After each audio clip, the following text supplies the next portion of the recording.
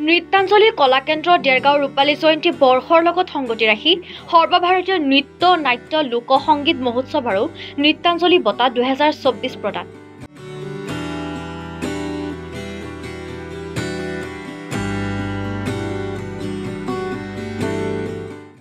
দেৰগাঁও নৃত্যাঞ্জলি কলাকেন্দ্ৰ ৰূপালী জয়ন্তী বৰ্ষ উদযাপনৰ অনুষ্ঠান আৰম্ভ। আটক ধুনীয়াকৈ সজাই পৰাই তোলা হৈছে মণ্ডপ। 4, 5, 6, 7 আৰু 8 জানুৱাৰী 2024 পাঁচদিনীয়া বিস্তৃত কাৰ্যসূচীৰে দেৰগাঁও নৰেন শৰ্মা স্মৃতি পথাৰ আৰু মাৰৱাৰী ধৰ্মশালাত অনুষ্ঠিত হৈছে এই সৰ্বভাৰতীয় মহোৎসৱ। ৰাজস্থান, পাঞ্জাব, গুজৰাট, মহাৰাষ্ট্ৰ, উৰিষ্যা, তেলেংগানা, উত্তৰাখণ্ড, মিজোৰাম আৰু ত্ৰিপুৰা ৰাজ্যৰ অংশগ্ৰহণেৰে লোকনৃত্য সংগীতৰ অনুষ্ঠানেৰে জীপাল হ'ল বৃহত্তৰ দেৰগাঁও অঞ্চল।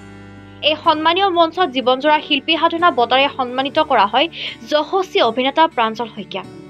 অসম আদৰ্শ মাতৃ বঁটা প্ৰদান কৰে মৃণালিনী দেৱী আৰু ডক্টৰ নিৰুপমা মহন্তক। উপাধি প্ৰদান কৰা কেইবাজন যশস্বী ব্যক্তিক বিশিষ্ট সংগীত শিল্পী মৌচুমী চহৰীয়া, সমাজকৰ্মী ওম প্ৰকাশ থোট, সঞ্জীৱ নাৰায়ণ, অনুৰাগ শইকীয়া, ধ্ৰুৱ ফুকন আদিক।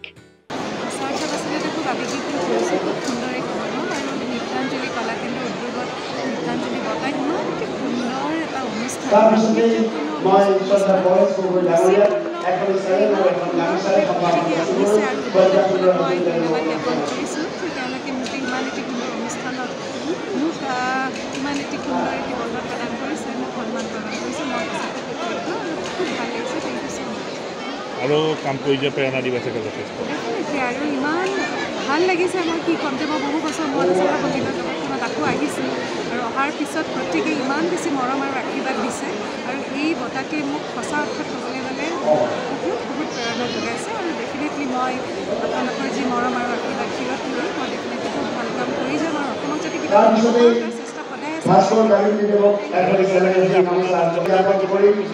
আপুনি খুব সুন্দৰভাৱে শব্দ যদি উচ্চাৰণ আপোনাৰ নিজস্ব কাম কৰে সুকীয়া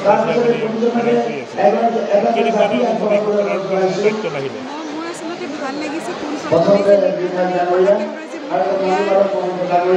সন্মানটো দিছে। আচলতে মই আৱেগিক হৈ পৰিছোঁ আৰু মোৰ এনেকুৱা অনুভৱ হৈছে জানে যে মোৰ যে কাৰণ ডক্টৰ ভূপেন হাজৰিকাৰ গীতৰ যি চৰ্চা কিছু কাৰণত অকণমান সময় মই স্থগিত হৈ যাব লগা হৈছিল, কিন্তু মনটো কেতিয়াও ৰৈ যোৱা নাই। কিন্তু আকৌ আহিছোঁ আৰু আপোনালোকে যি মৰম দিছে এই নৃত্যাঞ্জলি কলাকেন্দ্ৰৰ আশীৰ্বাদ যি মোক দিছে মই সদায় লৈ গৈ থাকিম আৰু ভূপেন দাৰ আশীৰ্বাদ সদায় চেষ্টা কৰিম যাতে মই তেওঁৰ সেই সংগীত শিকি বুজি যাতে শুদ্ধ ৰূপত চৰ্চা কৰি যাতে আকৌ আগবঢ়াই দি যাব পাৰোঁ। শ্ৰদ্ধা নৱজ্যোতি ডাঙৰীয়া আৰু বিশিষ্ট ব্যৱসায়ী তথা সমাজকৰ্মী মনোৰঞ্জন ডাঙৰীয়া, আমি সকলোকে আন্তৰিক স্বাগতম জনাই প্ৰথমতে মই নুৰ চুলতান নেবক ৰাজীৱ বৰা ডাঙৰীয়াক, যিজনে অসমৰ প্ৰতিটো প্ৰান্তত বোলছবি গৃহ নিৰ্মাণ কৰি অসমীয়া বোলছবিৰ উত্তৰণত প্ৰভূত অৰিহণা যোগাই আহিছে। সেইজনেই হৈছে ৰাজীৱ বৰা। আন্তৰিক স্বাগতম জনাইছোঁ দেৰগাঁৱত এটি চিত্ৰগ্ৰহ বনাবলৈ। এতিয়াই মই ৰাজীৱ বৰা দাক সানুনয় অনুৰোধ কৰিছোঁ নৃত্যাঞ্জলি বঁটা 2024 উদযাপন সমিতিৰ হৈ। এইবিলাক আনন্দৰ কথা। আজি আনন্দৰ দিনেই নাটক ভাওনা স্বৰ্গত দেৱতা সকলো তাৰপিছতে মই মহাবীৰ সম্মাননা পত্ৰ প্ৰদান কৰিবলৈ মই অনুৰোধ জনাইছোঁ। লগতে আৰু সেই নাটক আজি পৃথিৱীত অভিনন্দন গোস্বামীক আন্তৰিকভাৱে মই এই সম্মাননা পত্ৰ আগবঢ়াবলৈ অনুৰোধ জনাইছোঁ। গতিকে নৃত্যাঞ্জলি অনুষ্ঠান এইটো এটা আনন্দৰ দিন। গতিকে আনন্দৰ দিন আমাৰ মুম্বাইৰ মিউজিক ডাইৰেক্টৰ অনুৰাগ শইকীয়া গীতৰ মাজত হৈ আছে। মই পলাশ আৰু অংকুৰক অনুৰাগ শইকীয়াক আদৰি আহিবলৈ অনুৰোধ জনাইছোঁ। প্ৰবীণ কুমাৰ শইকীয়া, ৰশ্মিকা শইকীয়াক আদৰি আহিবলৈ অনুৰোধ জনাইছোঁ। তাৰপিছতে মই অভিৱৰ্তন গোস্বামী মহাবীৰ আৰু ৰাজভূতি চাংঘৰ আগবঢ়াবলৈ অনুৰোধ জনাইছোঁ। চুকে কোণে পৰি আছে সেইসকল মাতৃকো কেতিয়াবা এনেকুৱা ধৰণৰ অনুষ্ঠানত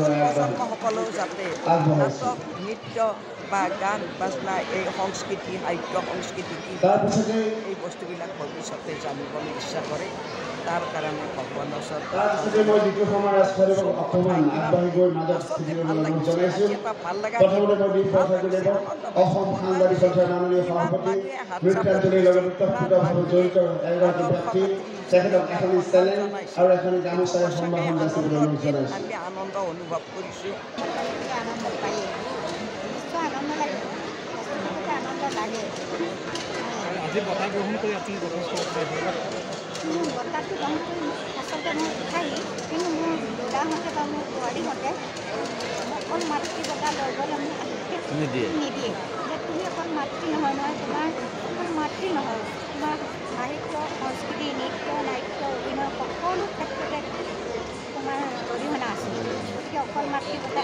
তেনেকৈ নক'বা সকলোৰে ওচৰত আছে মাতৃ হৈছে জাতিৰ নিৰ্মাতা আৰু গতিকে মই মাতৃ মাতৃসকলৰ বাবে নিউজ ডেস্ক ৰিপৰ্ট ৰিটছ টাইম।